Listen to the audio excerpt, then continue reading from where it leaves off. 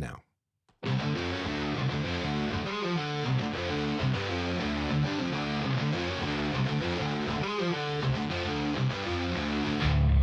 Hello and welcome to another edition of Talking Basketball Podcast. I am Mark. And we have actually got I'm Paul. A guest on the line. There he is.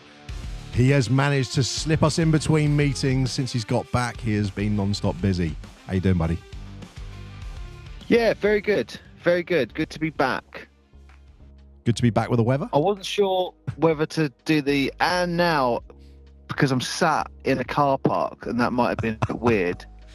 Mate, they'd all be looking out the window thinking that guy is like psyching himself up. A bit like, Dwight does when he goes before a sales meeting and he amps himself up in a car. I think he's psyching himself up to drive. Or they'd be thinking, bloody hell, that's that guy from that Basketball Podcast show. You can never tell because you've been international. You've been out and about. Yeah, great trip. Some fantastic opportunities and I think one of the things that really highlights those opportunities for me is how much the podcast has grown in the last year, because like being able to have the experience is with the Australian NBL in Adelaide, and now in the NBA with the Orlando Magic, like it just highlights how quickly the podcast has grown. Oh yeah, massively. I mean, shout out to the Orlando Magic and for taking care of you guys while you're out there, and even had the producer involved, which was lovely. But it was. Yeah, I mean, look, the Orlando Magic organisation were, the hospitality I received from them was absolutely amazing. I mean, I know we're going to do a show about the Orlando Magic, not the team, but generally about, I think, like UK opportunities for when people are traveling and stuff like that, and what you can actually get for your dollar whilst you're over there. And we got some huge exclusives. I know it's not gone out yet, but we did manage to get to the Orlando Magic training facility, which is that the security for that is tight. So we managed to get in, and world class is the only way to describe that. So I know we got a show coming soon where we're going to break that down, and we'll be talking all about the actual facility itself and some of the people in the organisation who are world leaders in their fields there. But it was a real eye-opener. And I don't want to say too much, because when I say some of these things on the episode, you're going, bloody hell, that is awesome. I saw there was a player, I think he's a cricketer, I think it was, and actually was posting at the same time that you're out there saying, hey, I've gone to my first ever NBA game, and it's for the Orlando Magic. And he was sat like, out like nosebleed sort of direction, like, oh yeah, this is really cool. What an atmosphere. And at the same time, you're there courtside posting the images, and I was chuckling to myself thinking, well, that just doesn't make sense that we're in that position down there. But the atmosphere is great. Yeah, it was funny when they were saying about like the atmosphere. It's so different and everything. You think, wow, that's a different sport, but they're even commenting about atmospheres. Yeah. The volume's turned up, so they actually have, I mean, I don't want to go too much into this, but they actually have now got these massive subwoofers around the arena. Nice. Makes a massive difference. So, what I learned out there is the NBA have rules and regulations on actual levels that you're supposed to hit, you're not allowed to exceed and stuff like that. So I think generally for all the teams in the NBA, that it's a learning process of, where the entertainment side, volume wise and all that, where it all sits. But yeah, the subwoofers make a huge difference there, which is really good. I would say the closer you get to the court, the more amazing that experience is. Nice. Well, you got to go, and Paul, you got to go on that court, which was virgin. There was no badminton lines to be seen. Yeah, it was great. That was great. Never knowingly saw a badminton court whilst you were there.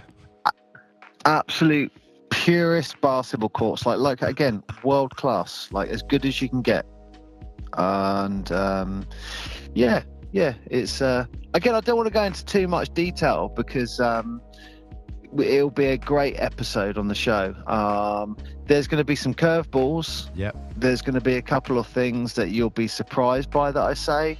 Excellent. So I'll give you a little spoiler. For example, I hate the NBA basketballs. I hate them. Wow. Like, they feel horrible. Absolutely horrible. And listen, you're in great company because you're not alone. JJ Redick is also not a massive fan, is he? So you are in good company. Well, he wants them to be worn in. So they actually have the balls at the training grounds and stuff like that, and the players are wearing them in. And then when you actually see what a ball goes through for it to be worn in, you think, oh man, this is a massive difference. But it is really different when you get a brand new ball that you spent, I don't know what, 100 quid on, and you feeling, oh man, that feels amazing. Yeah. It is the exact opposite feeling for an NBA ball. That's Can you weird. remember, think of a ball that you've had for 20 years and it's really hard and it's slippery. That's what an NBA ball feels like. I was thinking of those outdoor ones. You know, that remember the old, like, the really rubbery outdoor ones? Is it like that sort of thing? You know, when they made them, like when you were would at imagine school. It's really hard to describe. You would imagine you'd feel it and you'd be like, this is the best leather I've ever felt in my life. I mean, that's how they look. As soon as you touch them, the look and the touch don't go together. Oh. But we had the opportunity to see an NBA Cup ball as well. So that was an exclusive. I don't know if they're out there yet, but I know you've got a picture that you're going to share. Yeah, we're going to share one today. You'll see it on the NBA socials. ball. So if you are listening to this, go check it out on the socials. There's an exclusive picture that Paul got. But yeah, it's that's interesting. Yeah, touching the balls was I shouldn't have said that. Geez, holding the NBA basketballs. They're the Emirates Cup ones, aren't they? Is that the Emirates Cup one, or is that the actual all? Yeah, that's. So one of the ones is an NBA. One of the ones they use in the NBA, and the next one is the NBA Cup. Yeah, the Emirates Cup ball. Yeah. Wow. So they're trying to get used to them. So exactly what the NBA players did when they came over for the Olympics, they were training with those balls to get ready, and then that's exactly what they're doing in the training ground with the NBA Cup balls. God, that must have been difficult. So if it feels that different, and they were training for the Olympics, and then they were using those. No. Like the NBA Cup ball and the NBA ball feel the same. Yeah. But to me and you, they feel extremely different. They don't feel what you would expect them to feel like. Wow. And not in a good way. I mean, but the NBA players will be thinking something completely different. But yeah, it's the only way for me to describe it is when you get a brand new ball and it's an indoor ball and you think, oh man, you feel the leather and all that. It is and that's a really nice feeling, and you're shooting around and the shots are going in. When you get an NBA ball, it's the absolute opposite. You don't have that feeling. I was really surprised, and it was the same thing for shooting on the rings. Wow. The rings are like outdoor rings is probably how I'd describe them. Oh wow, the balls suck. Yeah. Who knew? Like, I don't shoot as many bricks up as I did. Are you telling us you're not? Is this an exclusive? You were not 100%. I wasn't 100%. I was probably 1%. It was embarrassing, and I thought, oh, it's just me. But then I saw someone else shooting on there, and my brother was shooting on there. It was like he had the same thing. It's like, this is really weird. It feels like, and that's the only way to describe it. It feels like an outdoor ring. Well, you're the only you see outdoors humans outside of the Orlando Magic to play and have a shot on that ring. So that's a cool thing. Yeah, you'd definitely have to get very used to them, like that for sure. But yeah. Well, we'll tune in for that one, because we're gonna like you say, we're gonna do a proper episode and go through the whole, probably be a 2-parter in the whole experience when you're out there about going to the games. Yeah, maybe like one on the actual game experience and what you can do definitely. if you're visiting Orlando, and then 100%. Maybe one on the actual training facility.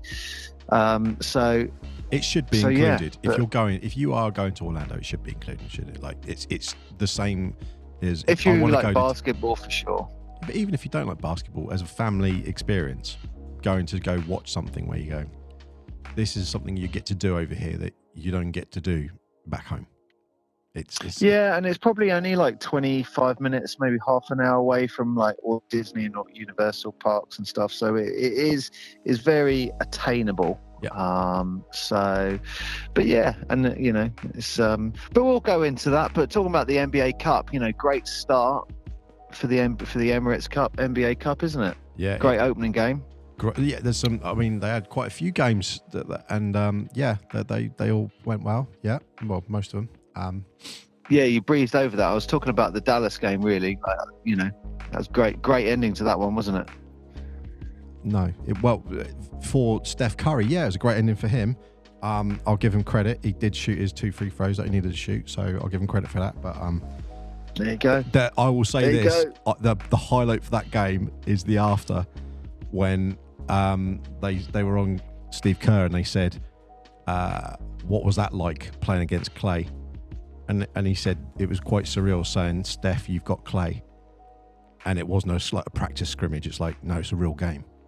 That was a really nice moment. I thought, yeah, very surreal, where you saw Steph marking him. Yeah. And they were both kind of like, he was like, Clay was like backing into him, and Steph was like, had his forearm out and pushing him on D. That was quite a, oh wow, it's happened kind of moment. But they would have done that in scrimmages for years, wouldn't they? So it's like it would have just. It's not the same though when they're wearing 2 different kits. Where they're wearing 2 different kits, and you're like, oh, okay.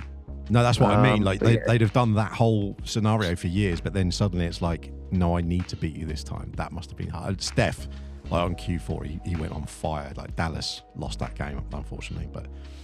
And it's interesting because if you play with someone for that amount of time, it's like you've got the knowledge to think, out of everything that I've learned from you, can I now beat you? So, and they'll both be thinking that. So, it just shows Dallas.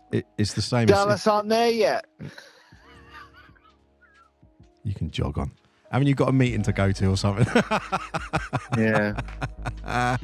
Yes. Well, look, that's the start of it. Emirates Cup, anyway, that's what it's called. Everyone, if you didn't know, it was the in-season tournament, but obviously the NBA listened to Paul, as they do, and they knew that they should change it to be called the NBA Cup. It was only a matter of time. Yeah. It was only a matter of time.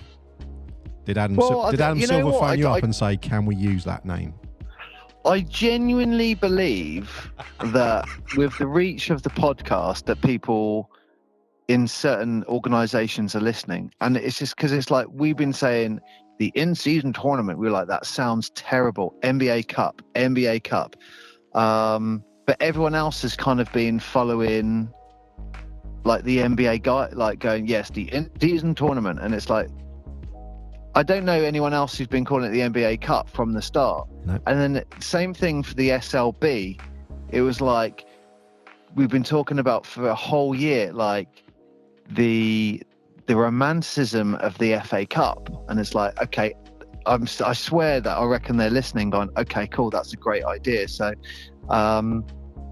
yeah, it's good. You know what? I've been getting so many ads on social at the moment from strangers. I don't know whether to accept them or not. So if you are listening, I don't know whether to accept you or not. So.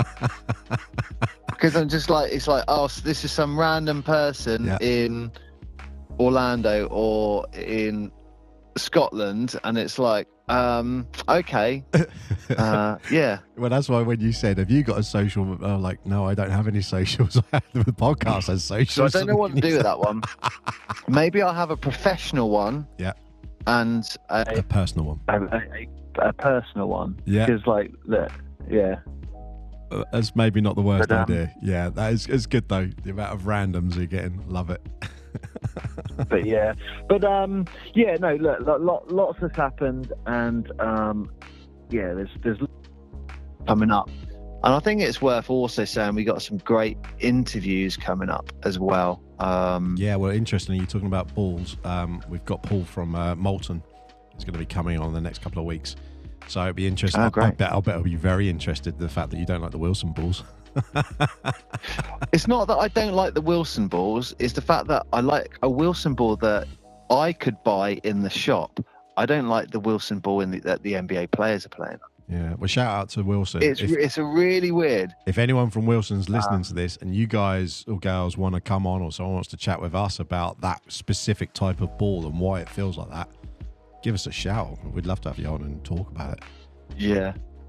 But yes, we have got some great guests coming on. I've kind of been putting everyone off because of the holiday, but now I'm back.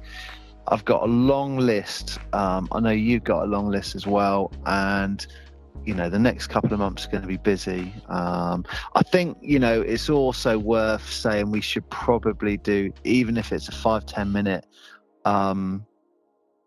episode, to Mike Spade, who sadly passed away. Yeah, absolutely. Recently. So there's lots coming up. There is indeed. There is lots coming up. And we might even do something on there's been a few players, haven't there, that have passed on, but Mike obviously in particular, very important to UK basketball, not just for Portsmouth, but for UK basketball. Well, yeah, definitely. And it was just someone that we kind of knew as kids and grew up, and someone who was, again, like the Alan Cunninghams, Colin Irishes, Steve Nelson, Jason Colgan, all these people, Carl Tatum. Local and they present. were inspirations for generations of future basketball players and fans and stuff like that. And yeah, I just with Mike, I just remember his voice is, "Oh, come here, look." That's what I remember with him. That American raspy, deep accent that he had. But yeah, he was always a nice guy. He was always very kind, and except when you're sat staring at him in a hot tub. Yeah, well, I said that before. I sat there thinking, that's Mike Spade. Should I say hello? And then I just thought, you know what? He just wants to be left alone. I don't know. I wish I did now. I wish I did. And just went, I don't know, he might have liked it. Someone, remembering who he was from like 40 years ago. But yeah. So cool. Right. You go off. You're going to crack on with the show, aren't you? Yeah, we're just going to go do the SLB, go through a few bits, and obviously Caledonia, their head coach, has now moved on, and that's pretty shocking stuff. So we're still part of the organisation. He is. The way that it's been put out there, it was kind of like he's like no longer there, and he thought, oh, that seems quite sensational, but it's actually just saying, oh, look, he's just moved on. He's now going to be head of performance. But he's been with the club for 20 odd years. Like, he ain't going anywhere. I genuinely think he is one of the really great characters of of UK basketball. He is a great character. Yeah, right through from Glasgow. And he's someone I'd love to have on the show. Oh, definitely. 100%. I know I'm trying to get him for you. I have a contact, but we'll see. But we're trying to get him, but he might not want to come on now after changing roles. Maybe he would. I don't know, but he's definitely one of those great. Yeah, Louis Riera's stepping in instead, but yeah, 100%. Especially with that trophy win that they had. It was a 2023. That final buzzer beater shot. That was the Gladiators when they won the trophy. Like, that was a sensational win. So that, he's done a lot for the club, and it's good that he's staying there. I was quite surprised the way that it was sort of announced in a way, but I guess it was always going to be a shock if he just, has moved aside and that's it. But it wasn't quite the major development we expected. But yeah, you know. And also coming up on the show, I just remembered is some of the stuff that that we've done in with Australian basketball and in the NBA. We're going to try and do in the UK and get around to some of these sites. So I know it's like top of my list. I want to start getting around to some of the see some of the best basketball in the UK. That's going to be good. And there's some good. You're seeing more people turning up for the games from when the trophy started, which was 4 or 5 weeks ago. When you see the games now for the championship, there's noticeably more. I think people realise it's back. Yeah, it's back. I think it took like 2 or 3 weeks, and then because people didn't know, some people might have been a little bit miffed still about the whole. I think they listened to the show and went, "Oh, it's back." Yeah, cool. Yeah, it definitely took 2 or 3 weeks for people to start sort of, oh yeah, okay, is this what's happening, sort of thing. And it is a bit confusing because there is a trophy, a championship, then they're having a break, then there's a cup, then they're having another back to the championship, then trophy final, then they're going for, so it is a little bit, what are we playing this game for? Especially with like the NBA doing the same thing with the NBA Cup. It's like this game's but at least they do it that way. It's like it's a double header. So you're playing a game and it counts to the league and it's also a cup game. But I genuinely believe the standard, and I know this is going to be controversial because I know there are other people out there who are really behind English basketball and stuff like that, and I 100% get it. However, personally, I feel the standard of the SLB has gone up because you have had this injection of American players. Like you go to most teams, I would say, and half the roster is American. So it almost feels like the league has got stronger after the whole BBL thing. That's what it feels like for me. Like you just look at some of the caliber of these players. Some of the games are definitely, some of the games have been very, very testing, that's for sure. But you've gone away from having 2 Americans to now having 5 Americans. Yeah. And let's face it, they're better at playing basketball than us. Oh yeah. I don't mean it the way I'm saying that, but no, they do. They are, because so when we're getting more of those players, it's like, oh, okay, the ability is going to grow in the UK. I get the point that people will make about opportunities for English players, people from the UK. But that's what they're talking about. That's what they're talking about. That's what they're talking about with Bristol, because Bristol have just got their 5,000 seater stadium, up to 5,000. That's all been approved as of like last week. So that's all been great, and congratulations to Bristol for that. But that is then going to build their academy, which then builds all the other bits and builds like what Newcastle and Leicester and Sheffield, and builds what they've all done. And it takes how long does it take Paul Blake at Newcastle? Like almost 20 years to build that massive sustainable community hub sort of thing. In America, you've got that, haven't you? It's already there. You have to do it. And you do it through high school, and then you go through college, then you go through the NCAAs or the other version of it, or NCSS or whatever it was. So like all of that. That'd be massive for Bristol. Yeah, that is huge. So sorry, you were saying what really annoys you?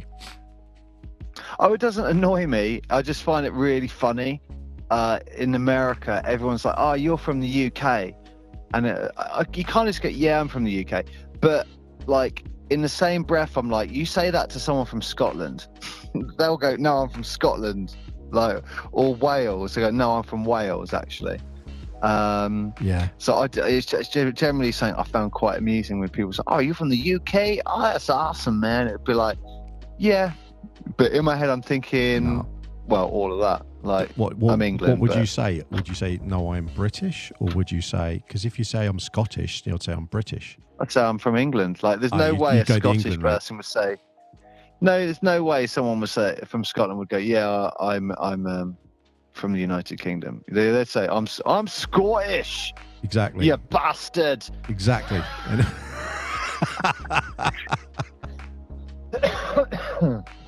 Oh dear. Snowflake warning. So I think snowflake warnings should come before, but yes. Anyway, so look, you got some great things coming up on the show. Nice. And let's see what happens soon. Well, I'll let you go so you don't have to look like a lunatic shouting in the car. And some idiots just parked next to me, like so close. It's like, are they eating their food? Because that's the only thing I used to like when I was always on like traveling and stuff. I used to go into a car park. Like, I used to find the local big supermarket and park as far away in the corner as I could and just be like the sad person, eat my lunch in the corner. Like, because I was always on the road and stuff. Like, I'd stay as far away. You'd always get someone come and park next to you, and you're like, why? Like, I'm as far away from the shop as possible. I am quite far, but this person decided to not park just next to me, but so close to me there to get out on the other side. It's like, there's enough spaces. Like, I don't get it. If they listen to the show, Stevie Wonder maybe. If you could grade their parking out of 10, what would you give it? 0.5. Oh, gee, not even a 1. 0.5. So it's like an abandoned car, basically. I could go further, but you'd have to do a snowflake warning. Really? I won't go further because I might upset there we go. Half our audience. Snowflake warning. Well, what I'm going to say is, if I commented, I'd upset half our audience. Yeah, I'd imagine. Okay, I understood that. Read between the lines. But apparently not park between them. I don't get it. Why park so close to me that you have to get out on the other side when there's a space on the other side? Doesn't make sense. So they climbed over their car to get out. Yeah.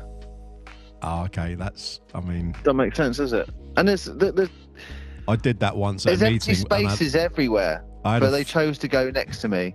It's like being in a men's urinal, where you're you got to leave at space.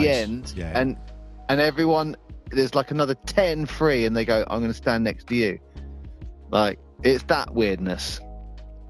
Yeah, you just don't do that. And you don't even talk in the toilets as well. That's just not a thing. I don't know if ladies, you do that, but men, you don't need to say hello to me in the toilet. I don't need that. American toilets are weird.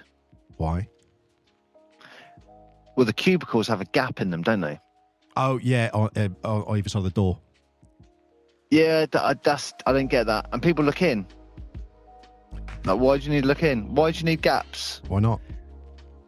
Like, but where the door hinges are, there's little gaps. I mean, great for security, I guess, and stuff like that. But I didn't actually. All the doors were open, so I couldn't tell you if there are gaps. But I highly doubt there'll be gaps in the NBA VIP bit training facility. Oh yeah, maybe not. I don't think they'd have to worry about that as much. But with general public, she's back. It's a really old lady, but I still don't understand why she's done it. So you've made an old lady park badly, and then you've made her climb I didn't make her. I parked, her. and she chose to park next to me and make it difficult for herself to get out of the car. And I can say this because I've even watched my mum do it. For full old lady marks, what she needs to do is open the door, hit your car, and then just carry on doing it as though nothing's ever happened, even though she heard the bang and knows that the door is touching your door. That is the ultimate maneuver of any old people. It doesn't even, man or woman, doesn't matter. Like, they just literally go open. Ultimate sign of respect is someone opens their door and they grab the door that would hit yours with their hand. So if it does, it's their hand that hits it. Does that make sense what I'm saying? Yeah, absolutely. When I see people do that, I'm like, nice. Well done. Right, I'll leave you to it, mate. Thank you for joining us. All right. See you all later. Yes. See you all, and I'll see you next week. All right. Peace out, a-holes. Yeah, thanks for that. Hey, before I go, one last thing for you and the listeners. What goes tap? What? Oh, what goes tap? And he just hung up on me. Okay, nice. So yeah, the whole he used to do all sorts of things. What's something and what stinks and goes click or something like that or whatever. Yeah. Well done. Anyway, good to hear his voice. Good to have him back on the show. So let me just breeze through with everything from the SLB this week. So Super League basketball has been kicking off. Excuse my throat. Friday, we had Bristol Flyers versus Cheshire Phoenix. Bristol, of course, announced that they've now got approval for their 5,000-seater stadium. So that is awesome. And congratulations to the Bristol.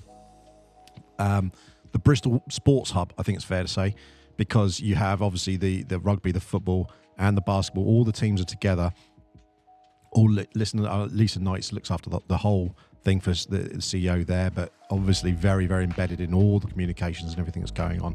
Massive congratulations for them. That's huge for Bristol. Absolutely huge for Bristol and the surrounding grounds.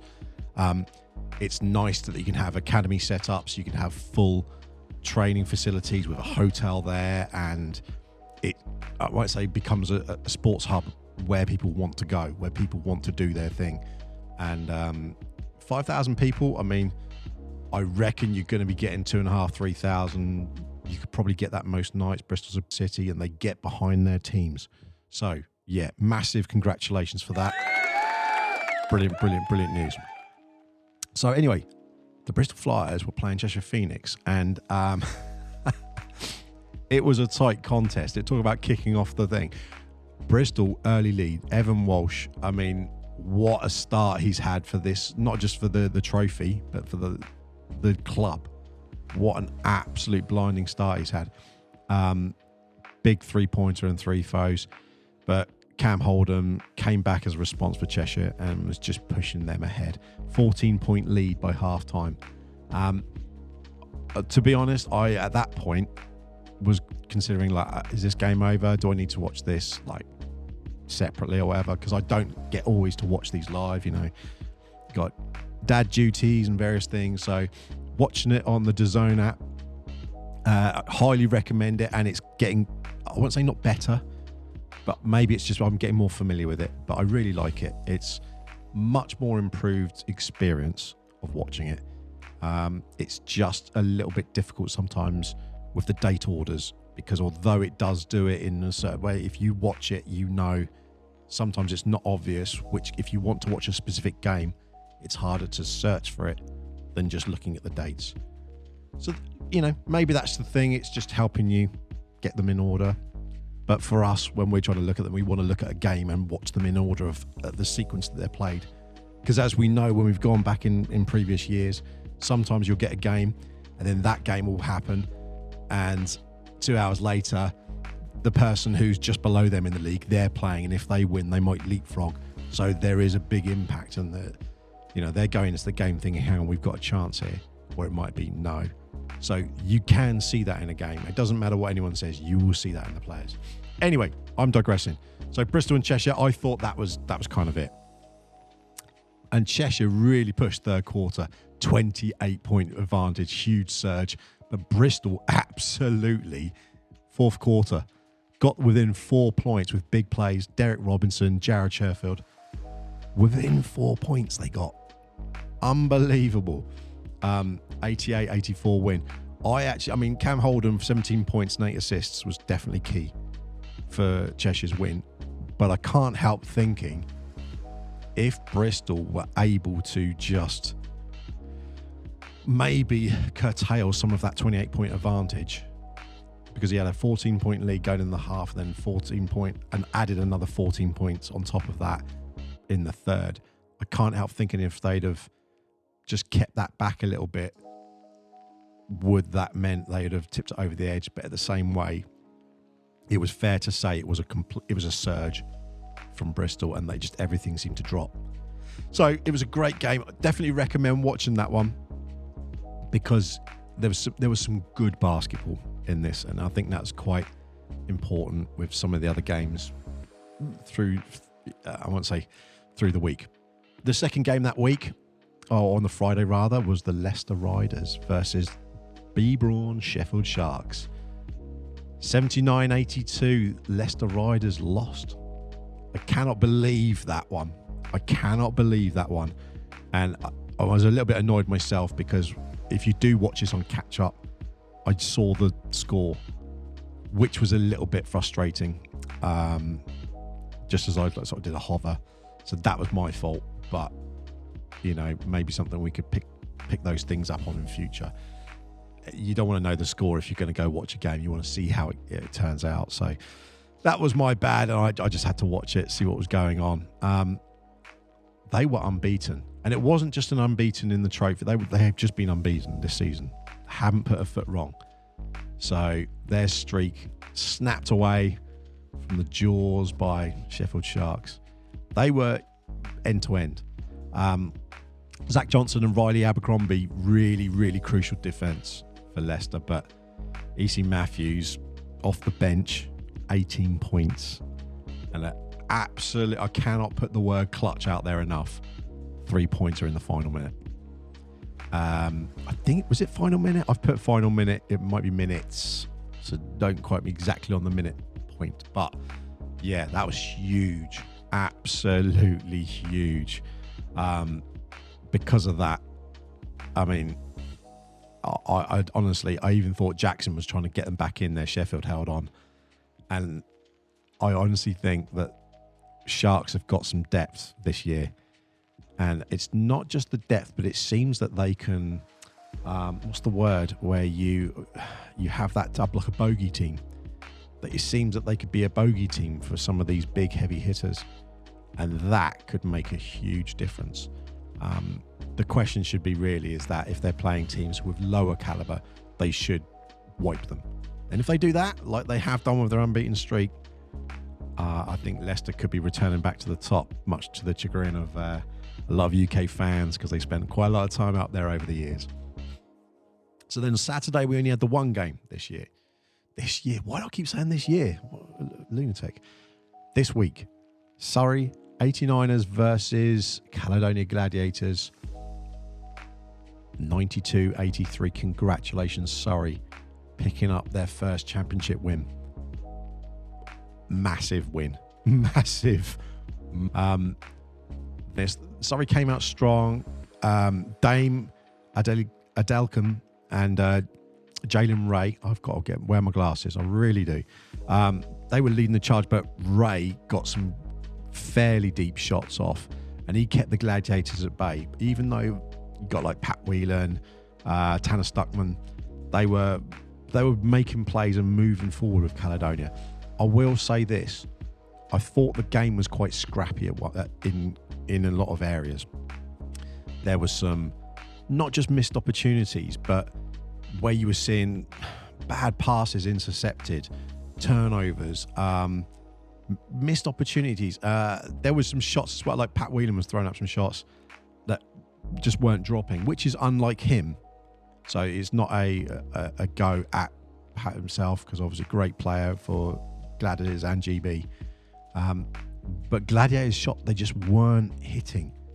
So I don't know what that was, but it just seemed like the game was really scrappy, and it just wasn't going right. Whelan got them back into it with some big plays. Surrey just kept steady scoring. Gooden, James, Ray, and they clinched it by 9 points. 27 points for Ray in the end, 7 rebounds, 3 assists. So clearly the MVP there. But you know, even if you take Jalen Ray out of the equation in terms of the scores, I think all of the players were just struggling to find that flow in that game. So it wasn't one of the best highlights. And obviously, following on from that game, Caledonia have had quite a big announcement, as Paul and I just discussed. The fact that they, you know, not that game, you thought, is it possible they're going to be making any changes there with Caledonia? And sure enough, yep, the head coach is moving on to do other things within the actual organisation. So what I won't say deter away from the conversation, but Gareth Murray, 20 plus years with the Gladiators and Glasgow Rocks before that, tenured career, highly respected, helped them win their first trophy in 20 years when they got their BBL, the league trophy in 2023. So he has been, I'm going to read this out. Caledonia CEO Tony McDade spoke highly of him, saying he was fantastic to support all players. The club was deeply grateful for leadership and excited to see him bring the same drive in his new role for the high performance program. And that's mentoring youngsters and bringing them on the pro journey, which echoes really what Paul's talking about. That is very exciting for GB, because where you have these Americans coming in and some of the really expensive talent, it's fair to say, is going elsewhere into Europe, it means that a lot of our homegrown talent gets a chance. And who are they comparing against? They're playing against Americans who couldn't get into, say, EuroLeague or NBA or that side of things. So they're very talented players that they're coming up against. So the UK internal team players are going to have to raise their game, which is why these performance centres are so critical, because by the time that players are then getting to the stage of going into the SLB or the NBL or going to EuroLeague or going even to NBA drafts or NBL in Australia, wherever they, or CBL in China, wherever they end up, you've got to have been getting them on that program early. And it's something, I think Temi Fagbenali has been talking about it, particularly for funding after 2012, because she's one of the last players that we've ever had play in 2012 that's still an active player for GB. And Temi's openly said, you know, after the Olympics, just funding just got cut. We're 12 years past the Olympics, you know, just put that in perspective. 12 years from London 2012 Olympics. And the funding just went overnight. That's the end of that. Basketball sort of left there. So that's the kind of hill that we've been having to try and climb, which is a great, great shame indeed. So hopefully with all of these things that we're seeing now, the investments by Caledonia, the investments by Bristol, the ongoing investment and, you know, continued investment from Leicester, Sheffield, and the likes of Newcastle, of course, with their own stadiums. Hopefully more teams can follow. Hopefully more of these performance centres, more of these academies, more of this growth can come into place, so we get UK talent in the places that it needs to be on the global stage. So that'd be nice to see. Anyway, let's go back to that. So Surrey took their first win in the league, and a surprise loss for Caledonia really on the road. You wouldn't have picked that last year. But moving into the Sunday, London Lions were hosting Newcastle Eagles, and they got to maintain their championship winning streak on a 3-0 record. Defeated Newcastle Eagles 89-79. And I'll be honest, a lot of it was down to Aaron Rai. He completely dominated early, helped them establish the early lead. Micah Kuru's consistent driving for Newcastle. He was really, really determined to just get every scrap that he could and get those points for Newcastle. But the Lions were just controlled. Jaden Dallaire, efficient off the bench. But Rai was 31 points? Yeah, 7 rebounds, 6 assists. I mean, he was the key play there. We saw it last year with Matt Morgan, Sam Decker and the like. The London head coach clearly favours having a key player. They also, London, have a big themselves, very much like they did last season. And it is one of those things with the likes of Alan Hadzabegovic, absolute monster. You know, I actually thought at first he was a centre. But the way that it actually comes listed up, which I thought was hilarious. I mean, Ovisoko, is the centre, like listed in brackets on London 9 score sheets. But when you look at it, Alan is actually listed as a forward. And you look at him and think, okay, he's a monster for a forward, playing very, very, very much like, I've forgotten his name now. Oh, his name's totally escaped me. But I was really, really impressed by his moves. He got 10 points. But that is not reflective of how he got the points. The way he came in and dominated, I think he could be quite a scary asset for other players. I mean, you know, Michael Brisker with 16 points and Aaron with 31. That's where your main points are coming from.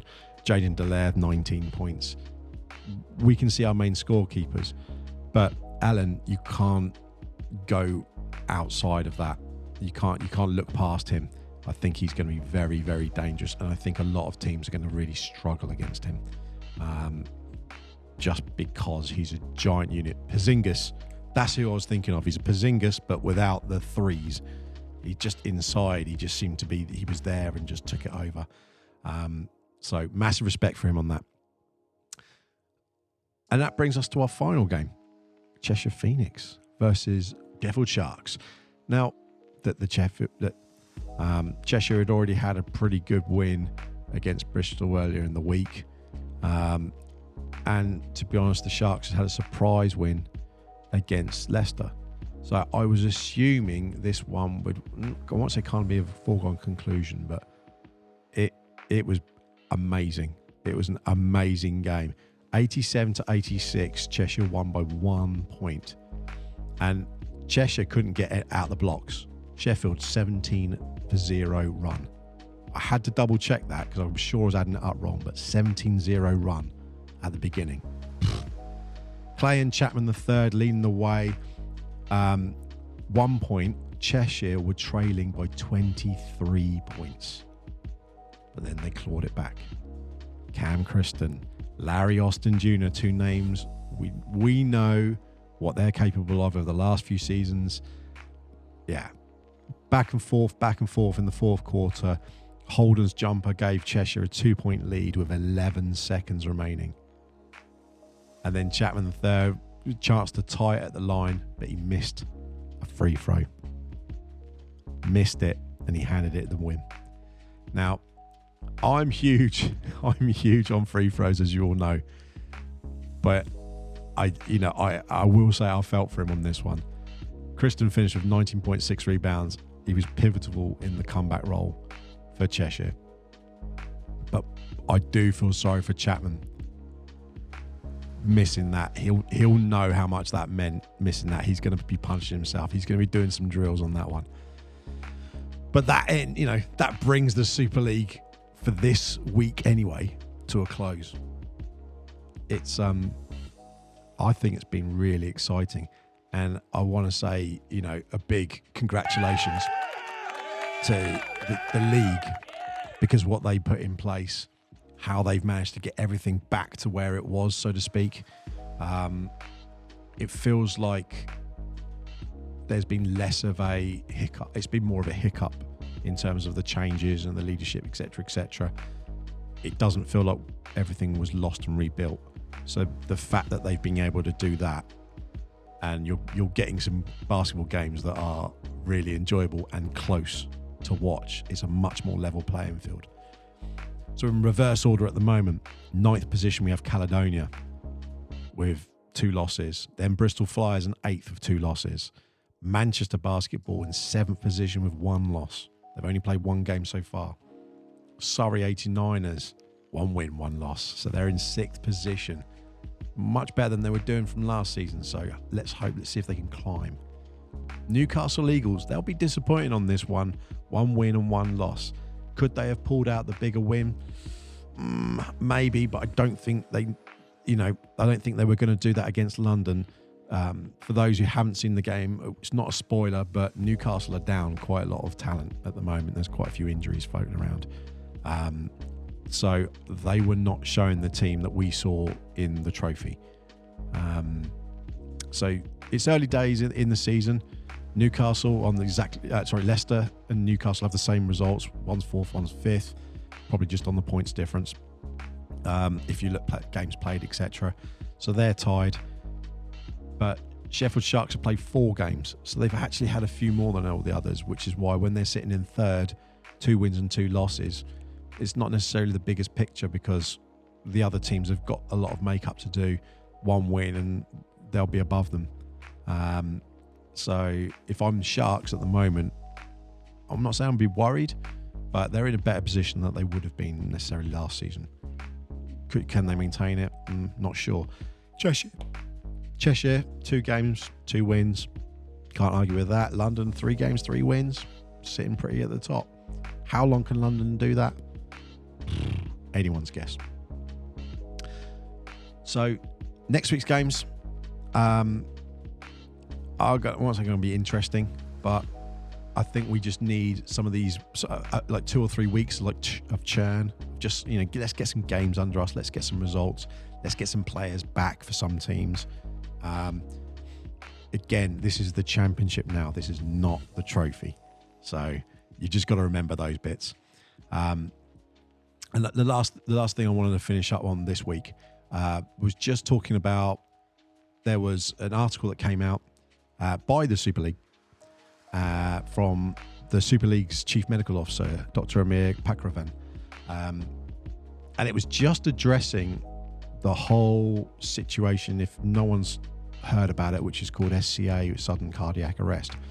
And that was to do with a player from Cheshire Phoenix under 18s, Sam Booth.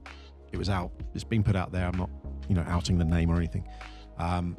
He suffered from a cardiac arrest whilst playing for the under 18s. 16-year-old kid, and playing in a youth game, sort of September, October time. And obviously, this is something that they really wanted to just highlight it for those of you who, want a, I would say, more general connection.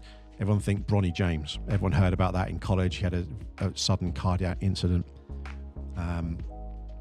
Although it wasn't SCA, I won't say it comes under a kind of an umbrella in terms of it's something that you just wouldn't know that you had if you have a congenital heart defect or like one of those sort of things. There's no way of knowing. But what they're just talking about is they're just trying to explain what it is, like how it works. If you're under 35, you might get these certain things or this certain thing. And it's quite a cause of athletes having, bad issues, so to speak. Not something, I had a heart issue, I still have it, but it's one of those things that they're talking about and they're looking at this now in a way that is very sensible. So, massively commends not only Super League, but Basketball England, and I believe Basketball Scotland and Wales, everyone's followed suit. They're talking about how people should deal with things like this in a situation. Our good friend Keith obviously had a situation on a basketball court, and there's been a story out recently from FIBA GB, so go check that out. There was a gentleman there, Pete Radford.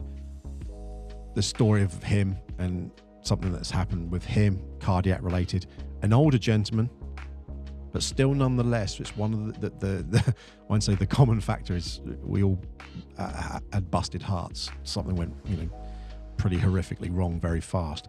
And there's no way that you're going to know it. There's no warning sign. A lot of athletes have had these things. There were some crazy stats that I saw, but I decided not to go down that road. I don't want to scare everyone, but it affects a lot more people than you think it does. And there's a lot of people who may have cardiac things that they don't even realize. So if you do have things in your family, if you do have stuff like that, having screenings or checking stuff out, if you are an athlete and you're listening, it's really quite crucial, especially if you're between like 14 to 35 in those sort of age ranges, like your prime athletic window, I guess.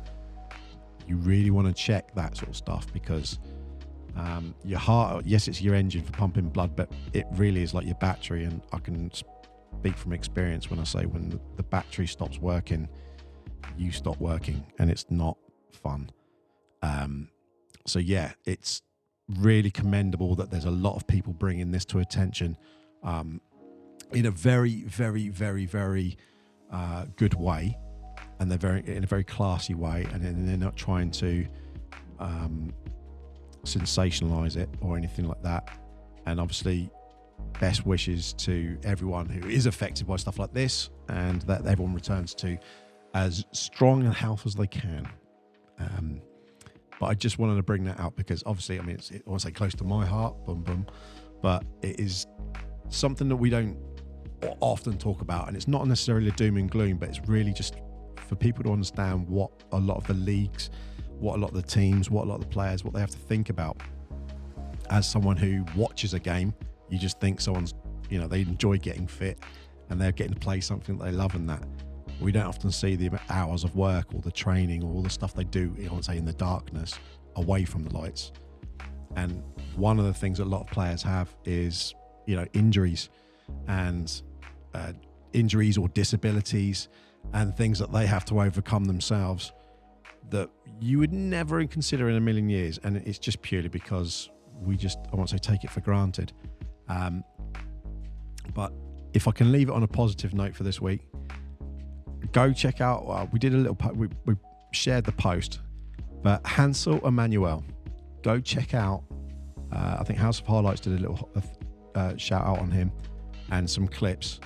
The guy's an absolutely vicious dunker.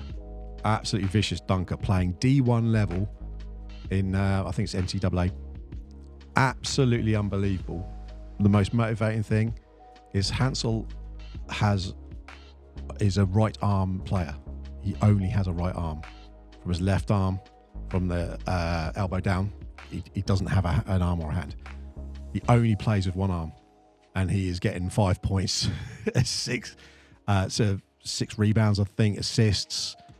Field goal percentage is like 85, 86%. I mean, if that's not inspirational for getting on with, if you have a tough day, just think about how tough that is. And he's running rings around people, so massive respect to Hansel. And I think that pretty much will tie up for this week. As we mentioned, the Emirates Cup has started. We will do a full show on that next week. Until then, thank you for listening. Go check out our other episodes if you haven't listened to them before. We've got loads of interviews that have gone through. We've got loads more coming up. Thank you very much for listening. I've been Mark.